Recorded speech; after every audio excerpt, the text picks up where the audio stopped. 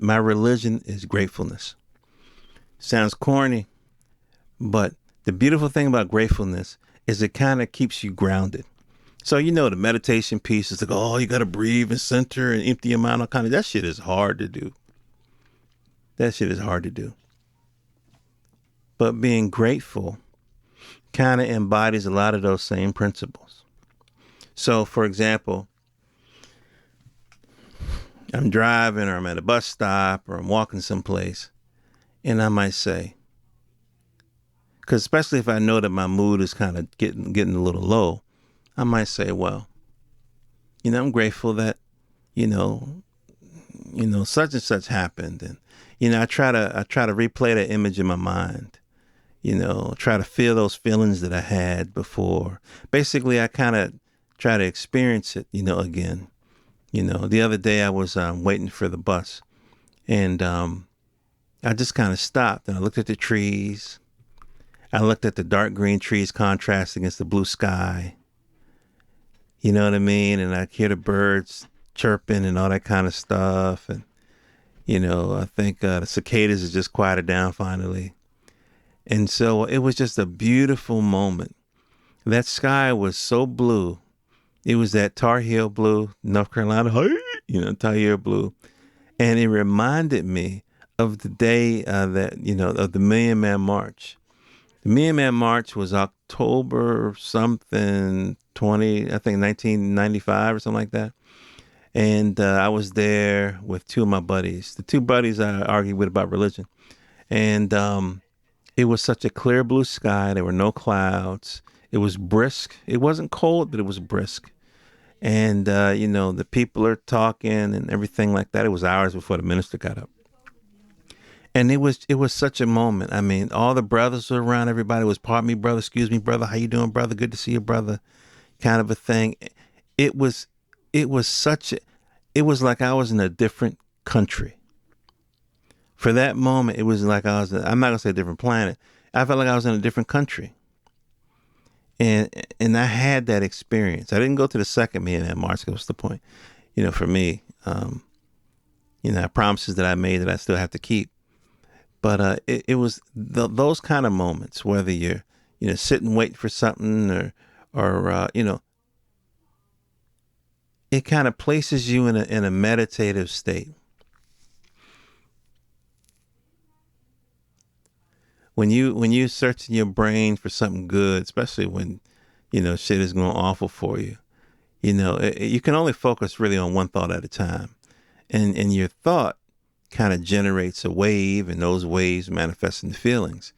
And, focusing on something that's good that happened to you, and try to not just rattle them off. That's no good. You kind of be in the moment. It's almost like worry. When you're worrying, you're kind of creating some negative shit that's going to happen, and you're feeling it in your body, and that has an effect on you. So it's like the opposite of worry. It's the same mechanics, except you're focusing on something positive that already happened, kind of a thing. And so that's my religion is gratefulness. It's kind of like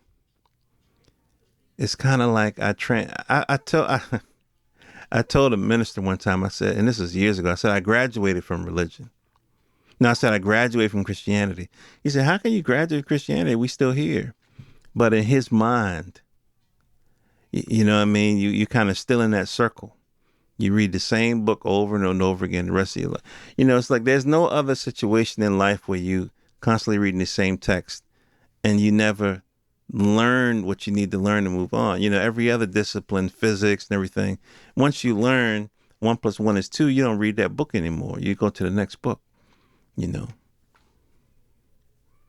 But there's some uncertain times. There are always uncertain times ahead.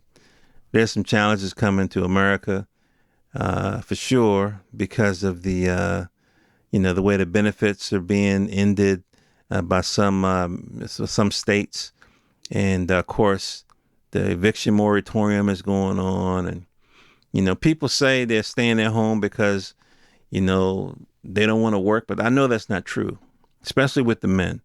I can't speak for women, But for men, I know for sure that's not true. A man wants to work. He wants to use his hands.